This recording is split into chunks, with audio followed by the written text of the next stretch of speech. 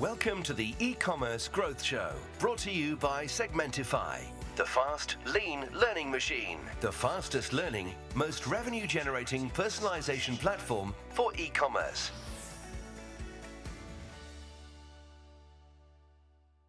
Hello everyone, I hope you're well. Welcome to the 5th episode of the second series of the e-commerce growth show.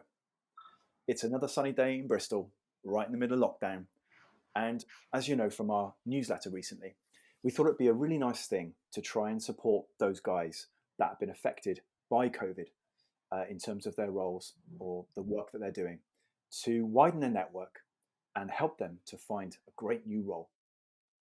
So today, I have the pleasure of introducing to you Mohit Verma. He recently relocated from none other than New Delhi, India, about 5 months ago, sadly, just as COVID kicked in. So Mohit is a digital transformation expert with 8 years of experience across a number of industries, different sectors in India. And I'm really excited to hear what insights about e-commerce growth he can bring us here in the UK. Hey Mohit. Hi Phil. How's it going? I'm good, Phil. How are you? I'm very good, thank you. So why don't we start off, Mohit? Give us a bit of background. I mean, tell us a bit about yourself. Well, I'm 32. By education, I'm an industrial engineer from Georgia Institute of Technology in US, and I also have an MBA from Spain, from IE Business School in Madrid. Wow. Apart from that, I have an extensive analytics and campaign optimization experience over the past 8 years within the e-commerce and digital space. I've worked for, like you mentioned, an array of industries across in India. Sure. Some of them are big e-commerce unicorns like Flipkart, which was recently bought over by Walmart for around $20 billion valuation.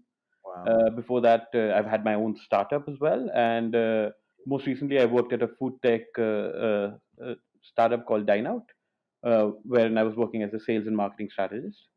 So my roles have included being the brand strategist to also being an ad sales professional across these profiles. Wow. That's some amazing experience. Thank you. No, not at all. So the kind of overarching theme that we're talking about today is really to sort of lean on some of that amazing experience you must have had over in India, and to sort of just impart some of those to us here in the UK, to see if we can get like a fresh angle on e-commerce in any way. Why don't you just sort of kick off and tell us some stuff that you think might be of interest? Of course. I mean, so one good thing about e-commerce is that it can be transferred in terms of the job profiles and experiences across the globe. So there are a lot of things that you can learn from different areas of the world and how different countries are working towards their own specific e-commerce growth. And India is one such country that's right on the cusp of growth in that sense. And because of the sheer population and the number of people that now have access to the internet, it's kind of an exciting period in terms of the growth for India. So, because my job involved a lot of data analytics and campaign management, it was something that I learned a lot, and I was able to, due to the scale of business I worked with, i.e., Flipkart, which had over 15 million customers on a daily basis. Wow. I had the opportunity to work on building detailed customer profiles and learn. I got to learn a lot about audience segmentation because of the fact that Sure. you end up running a lot of campaigns for different variety of people, be it demographics, be it geography, be it their age, or depending on the sex. Furthermore, it kind of the entire experience kind of prepared me to look for audience trends and optimize campaigns for better performance in the minute details. So just dealing with these Wow. big volumes of data and the sizable number of campaigns kind of throws you in the deep end, and Yeah. you end up learning a lot more than you probably bargained for. And that's something that, because I've been able to learn a lot through these Yeah. experiences, I think that's something transferable to any geographical Yeah. location across the globe, and 100%. so be it in UK as well. Absolutely. Absolutely. I mean, that sounds like it's inordinate amounts of data that you're having to collect, use, decipher, etc. I mean, how on earth do you go about doing that? So I'll talk about Flipkart again, because I mean that was the Yeah. organization that had the highest amount of data collection, and like I said, I'm around 15 million Yeah. customers on a daily average day, and sometimes up to 20-30 million, depending on the kind of day and the event that is ongoing. Yeah. Uh, so Flipkart used to collect data which users shared while signing up to identify certain demographics like age, sex, delivery address, which kind Yeah. of give you an indication of the state that you're living in. And Sure. over time, they also collected the shopping trends, the geolocations, and browsing history of these customers to kind of create certain profiles wherein you can kind of segment audiences accordingly. So some of the examples that Flipkart used were, let's say, an urban tech early adopter or a rural fashion shopper. So these are Yeah. profiles that they had already created. So certain type of segmentation was done. So any ads that were running, or even not ads, even regular browsing products that were shown, were Yeah. specific to these profiles that were given, depending on what their shopping trends have been. So, because I worked in the ad sales department, we targeted ads to various different shopper profiles, and I mean, we did a lot of A/B testing over time so that we could Sure. could further filter these profiles and make them even more robust. Wow. But I mean, in terms of the technology that might have been helping you to do that, I mean, was this homegrown built tech that was taking this data and helping you to slice and dice it and do whatever you need to do with it, or were you using solutions for it? I mean, how would you So, do that? uh, of course, that's a very interesting question. So, the good thing about Flipkart was because it had become such a big unicorn by the time I joined in, Yeah. they already had an in-house analytics team and Right. had hundreds of people working on collecting data, analyzing it, segmentifying it, and then sending it to people, sending it to marketing and analytics team to kind of Right. consume it depending on how they want it. We Okay. had an internal tool for all of this, so we did not even need to use Excel and other tools to work on them. But I mean, Flipkart was started by two ex-Amazon employees in India, so I mean, I think that's where they got the idea from. Initially, I'm sure they had to have external helps in terms of analyzing and collecting data, but over time, they just Hmm. because of the sheer amount of data, I think it made more sense for them to kind of develop an in-house team to be Yeah. able to keep, store, and analyze that data. Yeah, that makes complete sense. So, I mean, moving slightly deeper into the actual data itself, I mean, how did you find any particular um, types of segmentation more relevant for certain KPIs and metrics in certain verticals versus other verticals? I mean, how much of an insight did you get into knowing what you should concentrate on in terms of segments for particular verticals, say in different brands in the UK? You know, if you were fashion versus you were home and garden or something, or food. I mean, how deep does it go in terms of your knowledge of all that type of stuff based on that inordinate amount of data that you're working with all the time? Like, So again, I mean, it does get into that, and over time we've realized the deeper you get, the better it is. But every once yeah, in a while, in terms of ad servings, it's all right to kind of take a step back and kind right, of look at a broader picture, because I mean, the more personalized you're getting, the more difficult it gets and narrow it gets to find people to yeah, showcase these ads. So I mean, sure, you've got to find the right mix, and I mean, for audience segmentation. Uh, uh for different verticals, of course, were different. I mean, Flipkart's majority revenue is through mobile sales, followed by the right, regular household electronics like TV and refrigerators, and yeah, then this fashion where Flipkart dominates in tier two and tier three cities, the smaller cities in India, and the yeah, Flipkart sister brand called Mintra dominates in the bigger metropolitans and the tier one cities. So, keeping yeah, this in mind, the audience segmentation as well as the communication and language was extremely varied, not only for Mintra and Flipkart, but within Flipkart for different verticals. Because I mean, you might be selling a mobile to someone living in a city who understands English and other languages, whereas you might be selling it to someone in a tier three city who probably do not know English and would only know their local language. So you've got the communication, the wow, advertising, or even the mobile yeah, language has to yeah, be kept in mind when you're doing all of this. So segments are that, constantly updated over time. They're dynamic as more data is collected and more you understand about your customers, the more you're able to kind of yeah. identify them and filter them in the right position. That's really So interesting, actually. How you talk about different tiers, almost like culture within culture, right? Of course. Yeah, I mean, I'll give you an example. I mean, yeah, Flipkart within itself had profiles like gadget freaks, people who did showcase new launched gadgets in terms of mobile phones or TVs, or let's say, and a new watch that's just been launched. Then they'll yeah, have travelers, they'll have young fashion trendsetters, homemakers, and people would overlap specifically. I mean, I could fall into a gadget freak as well as a traveler, And that's just how it works in terms of kind of reaching out to the right audience, making sure that every eyeball is optimized in terms of what they're seeing. Mm. Absolutely. That's some job for sure. So I mean, looking at the audience trends, and as you said, optimizing their campaigns for constantly improving performance.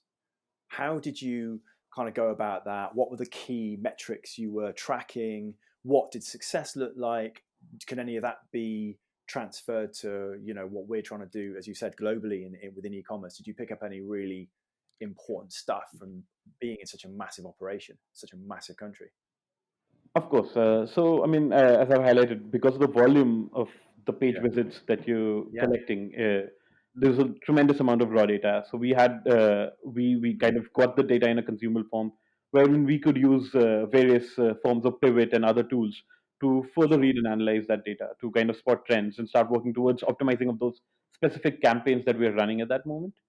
Yeah. So our teams were constantly running test campaigns. Effectively, what we Yeah. used to do was, apart from the regular campaigns that we're running for clients, Yeah. we'd constantly try to grow and improve our own performances over time for different Yeah. verticals. So we'd have control groups to check the veracity of our assumptions from the analysis that we've done, and the Yeah. impact of any conclusion that we had come up with. And Yeah. then, I mean, these could include small changes like the target segment has been changed, or to product tweaks in terms of layout, in terms of where the click should be, in terms of number of ads that you can see on the page. Those kind of tweaks were always being tested with a control group to make sure that, I mean, we are optimizing, like I said, constantly. And once these tests were run and successful with the control group, depending on the scope, we'd kind of talk to the product team. We'd had a beta or a soft launch to check for any teething issues, for any major changes that required. So we'd go through certain processes in terms of beta testing, and once all of that is done, then we'd probably go ahead and launch something like that.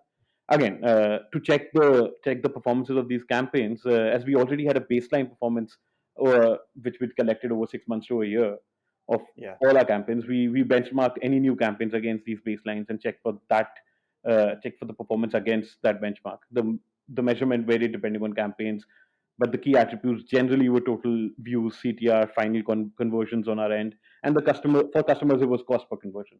So these Yeah. kind of attributes are very transferable. Like you're mentioning, I mean, Yeah. you could be in any geographical location. You could be running an e-commerce website specifically for Bristol or maybe for New Delhi, India. But at the end of the day, the total views, the CTR, the final conversions, or the cost per conversion are the key Yeah. metrics that everyone's looking at. And if you can optimize for those specific things, then Yeah. wherever you are, you're doing the right job. Yeah. No, absolutely. And I mean, so did you? So you're. I mean, forgive my ignorance here, right? So in terms of your role, what in terms of Flipkart, for example, were you primarily focusing on um, acquisition into the site from end to end? So, and then also then the interaction on the website to conversion, like some of the metrics you mentioned there around obviously the conversion side of things. Was your role everything from acquisition, getting that right all the way through to conversion on the site? So I've worked in different departments over Flipkart. Yeah, Initially, I was working in the acquisition department, but then I moved on to the ad sales and brand solutions. Once got you you. get to that department, you're not worried about the number of people coming onto the website. You're more worried about the ads that you're serving on the website to those people. Right, So, I got you. so my responsibility for the majority of my time at Flipkart, and then I Yeah, set up that brand solutions team in Mintra as well, was to make sure that we're kind of optimizing the number of eyeballs that we already have, and right, we got kind of getting as much revenue because, I mean, Flipkart's an e-commerce venture you. similar to Amazon, so there are fewer profit making departments, and ad sales is one of the highest profit making departments in most of the e-commerce Yeah, ventures across the globe. So it was an essential department, and we kind of got a lot of preference because of the fact that we were getting in a lot of revenue. And our major concern was to optimize campaigns for all our clients to make sure that we get the biggest buck for whatever is possible in terms of the number of eyeballs that we get on our app. yeah. Awesome. So Yeah, over time, I moved towards optimizing those campaigns. So I understood what our brands wanted. Let's say, I mean, for example, I have Adidas as a brand that wanted to kind of run an ad on the Flipkart app. So I'd talk to them, I'd understand what the requirements are, I'd suggest a few solutions to them, then we'll come up with the entire detailed plan and then kind of launch and optimize those campaigns. I got it, understood. So actually, then the same funnel, effectively, that Mhm. Segmentify uses in terms of being an on-site personalization platform, right? Yeah. Yeah, something. I mean, of course. So, I mean, Yeah, like I said, I mean, initially in that journey for Flipkart, Segmentify would have been an ideal partner in terms of understanding the audience and kind of working towards getting to a bigger. I mean, most of the yeah, organizations that get to a certain stage would probably want an in-house team, but I mean, yeah, because it's so costly and it's probably not cost effective, it's yeah, good to kind of reach out to brands like Segmentify to help them get to a yeah. level where they can kind of Sure. start understanding their audience. Yeah. Well, I was going to say actually. I mean, did when you talked about Flipkart having a kind of an internal team? I mean, were they already utilizing machine learning then in some way? Had they built something, or were they utilizing something already and like with the partner or whatever? How did they cover that bit? Yes, so Flipkart was already working on machine learning. They were Yeah. already utilizing it as well in terms of various activities, uh, be it ad serving, be it just not just ad serving, even to understand the audience Yeah. trends in terms of what the audience is clicking, how is it working. So I mean, I would always look at it from the ads point perspective, but I mean there was Yeah. an entire machine learning team that's kind of trying to optimize the entire experience for users, irrespective of ads, so that it's the best and the most concise experience that a user can get. So machine learning was, of course, I mean, a big factor of things for any product change. We had to kind of get a lot of teams approval, and machine learning was one of those teams that had been working in Yeah. tandem to make sure that the products are up to date in Yeah. terms of user experience. Yeah. And what was your experience of? I mean, Segmentify, one of our massive sort of disrupting influences, if you like, in the market, particularly in the UK, is that the speed of which our algorithms refine, right? So that you provide that millisecond level personalized experience for each eyeball, as you kind of put it, to improve the customer lifetime, the customer experience in that moment, and then obviously the potential of conversion. Did you find a similar sort of thing that speed, for example, was critical in order to create or get the best out of conversion? Of course, I mean, like you mentioned, I mean, speed becomes an essential factor as the e-commerce Yeah, industry matures. Because I mean, yeah, now users as well, or customers for that matter as well, do not have the time and the patience to search for things that they are. I mean, yeah, that to browse for things, for example. So exactly, it's better exactly. to kind of personalize these recommendations so that Yeah, it's easier for the customers to kind of look for the right things that they want. And of course there's the debate in terms of how personalized should it be, because I mean in terms of, like I mentioned, you go too narrow and then you probably not getting the big yeah, the basically the narrower you get, it's difficult to serve these ads, it's difficult to yeah, keep personalizing for every specific person if it's a very yeah, high traffic app yeah, or portal. absolutely. Yeah, absolutely. Like you said, it's a delicate balance because you don't want to overload the site so that the experience gets degraded in any way. At the same time, you Exactly, want it to but be as personalized as yeah, possible, right? exactly. You want to make sure that the customer gets the best experience, Yeah, and yeah, I mean, brands like Segmentify kind of have that balance, and they make sure that every customer is feeling valued, and yet they're getting the right experience. yeah. No, it sounds really interesting. Moving on to the great experiences you had, in such a big operation, such a big site.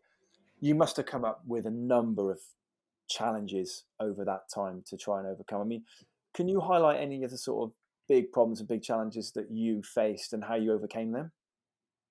Of course, I mean, when you work for such organizations, Yeah. I mean, the work is dynamic, and because problems Mm, tend to rise irrespective of the scale of the organization. And I think I've yeah. faced problems throughout my career, and I mean, it's it's the way that these organizations work, because it's so dynamic and the environment such that at any given time we have more than few product tweaks that were being worked on, Mm, and I mean, you'll have issues with product, with creative teams. So for our team at Flipkart, one of the issues was always with the product team. yeah. We'd have go-to-market timelines of any new product that we're launching, and inevitably there will be delays and issues that were out of our control, and extremely frustrating.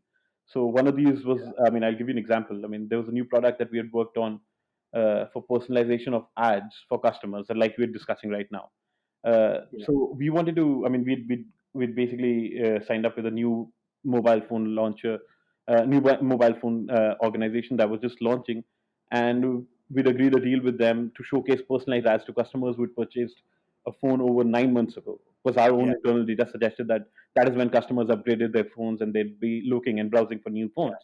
The Right. message was supposed to be personalized, highlighting certain details of the previous purchase. Yeah. Now, I mean, because I mean, these timelines. I mean, there were timelines that were etched in terms of details with our client, because I mean, there were certain dates that they'd already committed to Mhm. their distributors, and everything was already planned. Mhm. So we didn't have a lot of wiggle room in terms of making sure that that our product gets launched on the time. And right before the launch, there was some issue at the product end, and that's the. I mean, we couldn't kind of deliver on the timelines that were agreed upon or committed to the client, and Yeah. because of these unforeseen delays, we kind of dropped the ball on that deal and lost that big account. Oh, And I mean, yeah. this was one of a few cases that we've experienced even at Dineout, my most recent stint. Yeah. You'd have issues with the product team, and that's just how it works. Because I mean, they have their certain timelines, and I think their priorities work differently to the other Yeah. teams, and it's just you got to live with it. Absolutely. Yeah. I mean, I have experienced that actually, not in Segmentify, but certainly in some previous roles I've been in where we're working with BBC, working with Hmm. Sony and some other sort of massive media platforms, and they were just adamant they were going to build a lot of stuff in house actually, and it was taking these guys years to deliver stuff, and so I think there is that big sort of need, I think, for company, even massive enterprise companies, to realize that there are companies out there that are experts in their field that can really take away a lot of the heavy lifting, um, than trying to build something bespoke and customized like in house. Exactly. It I mean, seems to be the sometimes market it's in better terms to of kind of outsource. yeah. Sorry, I'm so sorry. I just No, no, that's okay. No, carry on, carry on. So, like I was saying, I mean, I completely agree. I mean, sometimes it's better to outsource it, Yeah, or at times it's better to be more realistic about timelines as well. I mean, sometimes I felt that our product teams yeah, kind of gave us timelines that were not achievable as well. But again, yeah. it's a part of the journey and experience. Absolutely. I mean, I've had my fair share of that as well, and like you say, I mean, it's a rounded role. This stuff's going to happen, so there's no point throwing your toys out the pram. You've got to get through that side of it, make the best of it, manage the customer expectation, even though you were managed, yours wasn't. So you've got to then be the kind of the bridge. You've got to bridge the gap, but it's all part of the role, isn't it? I mean, Yes, there's no perfection out there. You just got to kind of roll your sleeves up, and I think some of the elements of being more mature in your role is knowing that stuff will happen, and then it moves from being your direct core activity to being more of a personal development element where you have to have the value system and the attitude that can handle the environment that you're going to see yourself in from day to day, right? of course. I mean, that I think that's probably one of the most essential requirements to be successful across, apart from your skills. It's Yeah, how you kind of manage and deal with these situations as well. 100%, 100%. Well, that was really, really interesting, Mohit. Tell us I'm curious, really, for everyone to know, really. I mean, you're living in London now, is that right? Yes, I'm living in Yeah, London now. you live in Yes. London. So, what? Just so if there's anybody listening who's interested in talking to you, I mean, what's your ideal role at the moment? What do with the experience you've talked about Flipkart? I know you've started your own business as well. I mean, or what sort of thing are you looking for in terms of location, the type of role? Are you looking for a more Flipkart type role or a more startup type role? What's your ideal thing? Oh, thank you for asking that. So, I mean, like I've mentioned, I have a variety of experiences in e-commerce and digital. What I'm looking for is something closer to strategy and growth marketing. I mean, Right. effectively in the digital space, because that's where I've worked for the Yeah. past 8 years. Like you mentioned, I've run my own startup. And Yeah. in terms of location, I mean, I'm very flexible in terms of across London or London metropolitan area, because Yeah. that's where I've just recently moved and I'm kind of Sure. settled here now. Brilliant. You mentioned that startup. I know we haven't really talked much about it. Why don't you give us a little bit of a flavour of what you did with that startup? That would be pretty cool. Of course. So during my undergrad in US, I came across this website called allposters.com that used to sell posters and art prints and other fan merchandise across Sure. across the country. And when I went back to India, I realized that we didn't have one of these poster startups or any website or any place that was retailing official licensed posters. So Mm. that's how the idea got generated, and I basically found another friend of mine who wanted to who wanted to work on a startup. So we bootstrapped this small organization. We launched a website called Karmocrat, wherein we used to retail these posters, art prints, and other merchandise across India. Uh, Hmm. all of these posters were licensed. We used to. There are two big organizations called GBI Posters and Pyramid Posters here in UK, wherein we used to license posters and kind of import them in India and then retail them across India. Apart from that, we had designers on board who had multiple designs ready. So we had over 10,000 SKUs that we were Wow. selling across India for 4 years. What? And some of that was your own, did you say? Like you had designers Yeah, doing yeah. it? So, like I said, I mean, we have designers on board, and over time, I've learned enough to start creating and designing posters by myself as well. So that's another small learning that I had in terms of how to use Photoshop, how to work on Yeah. Adobe Acrobat, and all of these different tools Sure. to create posters. And I suppose what did that those SKUs were effectively you manufacturing, right? So did you have better margins compared to ones you were basically kind of reselling, if you like? Yes, of course. There definitely better margins. Even though we were profit sharing, some of them were profit sharing with the designers. The Yeah. margins were much better, probably 100 times Yeah. better. Yeah. But I mean, there was a lot of demand for these resold posters because I mean the licensed posters, let's say of big brands like Yeah. Manchester Marvel or whatever. United or Liverpool or London. I mean, these were Yeah. brands that were in demand in India as well. Yeah. So, but I mean, it taught me a lot of things. I started my own website, then start Yeah. I bet. learning about business development, learning about marketing, a lot of things that I really was able to use later in my career at Flipkart or Yeah. Dineout was learned from scratch in a bootstrap startup that I did Yeah. from my own house. That's brilliant. That is brilliant. So what happened to it in the end then? So, I mean, I think it kind of, I mean, we worked for 4 years and I Yeah. eventually kind of the growth kind of plateaued. And I mean, I felt that that was the right opportunity for me to kind of go learn Sure. more about marketing and other skills. That's why I went and pursued my Yeah. MBA. So Of the course. kind of, the startup had its own natural end, so to say, effectively. Yeah, no, absolutely. And great that you did an MBA as well. I mean, because I've been in business for quite a long time. I'm sure a lot of the guys, the listening have as well. I never did an MBA. But how do you feel that's kind of rounded you off in terms of, just So, knowledge of everything? of course, I mean, very interesting questions. I'd like to share this anecdote with everyone that, I mean, if I had done my MBA before my startup, I would have achieved Yeah. whatever I did in 2 years rather than 4 years because there's a Yeah. lot of knowledge gaps. I mean, I was an Yeah. engineer to begin with, so I had very little knowledge about branding, about how to position Yeah. yourself, and all of these Yeah. things that I True. initially thought were soft skills that I didn't need. But during my MBA, I learned a lot, and I recommend it to everyone who Yeah. who Really. who is inclined towards business to learn about it, to go and do an MBA wherever it may be, because I mean it kind of opens you up to a different Mm. perspective if you have a technical background, and on Sure. top of that, kind of completes you and kind of basically if you're rough around the edges, kind of sharpens you there as well. Yeah, no, it makes sense. I mean, interestingly, one of the roles I had a few years back, I learned a lot because, as I said, I haven't done an MBA myself, but the CEO I was working for had done one, and it was just chalk Hmm. and cheese in terms of the operation he was running. And like we were sat down, and what I found was really important about it, and I learned this a little bit, like you said early on, before you did an MBA, really through experience that everything had a bottom line, everything had a cost point, everything had an ROI, everything had a business plan and a strategy, and it was all documented and modeled. And when I started Yeah, realizing, and this guy had an MBA, and obviously that's only one element, but it was that whole idea of taking the P&L side of a business and properly taking it seriously into everything that you're doing. I was like, oh, okay, hold on a minute. I kind of understand why this guy's on another level to me. Because when somebody says to me, how are you going to make this operation work, Phil? And I go, well, I'm going to have build some great relationships, and I'm going to do X, I'm going to do Y. But then you realize there's a whole other level, which is all driven by the knowledge of the actual fundamentals of a business. And that was cool. yeah, I completely agree. I mean, I think it kind of, like I said, it kind of sharpens your edges in terms of the finishing product, and Yeah. that's essential sometimes. I mean, like I easily admit that my startup would have would have achieved what it did in 4 years in much less time if I had done my MBA, because there are certain skills that you just learn uh, Yeah, through professional experience absolutely.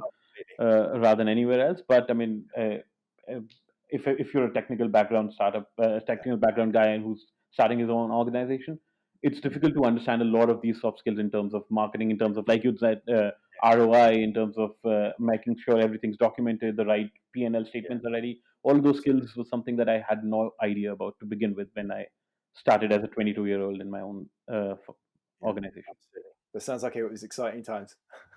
Yeah, it was. It was a lot of fun times. I had Yeah, a lot of yeah. fun. I learned a lot. Oh, absolutely, and great to be able to do it so young as well. That's fantastic. I mean, Yeah. I've actually been really impressed most recently with some of the partnerships I've been working on. I won't mention any names because I don't want to, I don't want to swell their heads too much. But there's some young guys and girls now that I'm talking to on a quite regular basis, and I'm just gobsmacked at just the level of intellect and intuition. And I think it's because of like what you guys have grown up with, you know. Yeah. Um, compared to me, and I'll be honest, and sometimes they're leaving me for dust. I'm sitting there in a board meeting and they're talking. I'm like, sorry guys, can you repeat that again? Can you break that down a bit more for me? And they kind of laugh. But some of the guys, I mean, that I talk to are just streets ahead now with all the Google stuff, for example. The complexities of it and how it's changing the landscape. They're like leaving me for dust. It's amazing, actually, what these guys have to know now. I completely agree. I mean, I think it's the exposure to everything at a younger age is Absolutely. probably the only reason. I mean, I now feel like you at times in terms of a lot of organizations and a lot of people I've met in the past couple of years. I'm myself amazed in terms of how people are so much more aware of things at such a Yeah. younger age. It's unbelievable. Completely. Yeah, absolutely.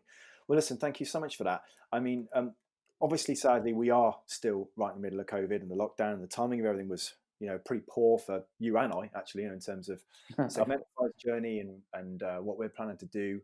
But it's safe to say it's coming back around. But for your good self, I mean, in terms of how guys can get hold of you, what's the best way?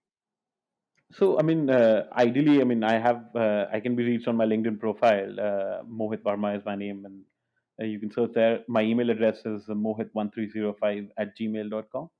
Yeah. And I look forward to hearing from people who'd like to know more about what we've discussed today or what I've done in terms of my Absolutely. experience.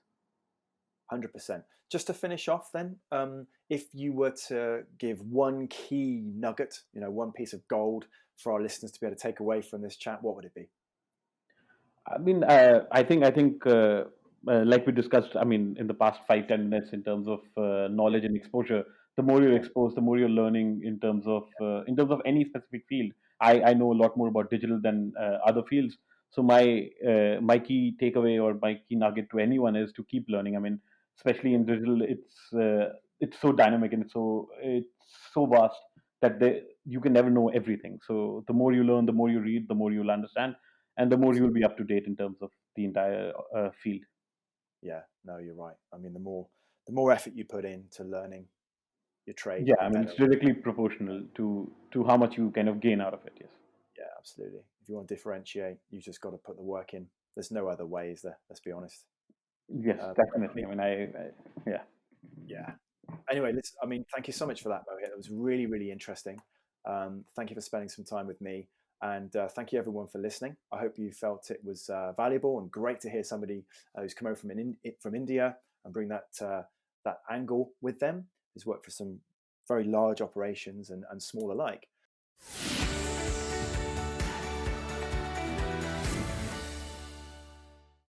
If you haven't done so already, I recommend that you register on segmentify.com/podcast. You'll be able to receive the existing podcasts that are there. Be able to get hold of Mohit's one and any ones that we do in the future with him, hopefully, as we ask him back after he's been snapped up. And if you've got any questions or you want to be involved in the series, or you've got any specific topics actually that you really want us to cover and go and talk about and find people to talk about, do email me anytime at phil@segmentify.com.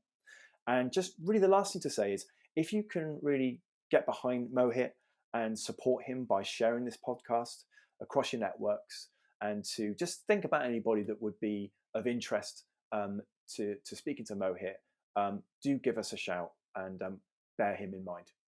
Thank you so much, guys. Stay strong and safe. And Mohit, thank you so much again for your time. Put us to the test and let us prove we can drive more revenue for you. Sign up for a completely free proof of concept or split test against your current provider, set up and optimized by our team within a few days at segmentify.com/demo.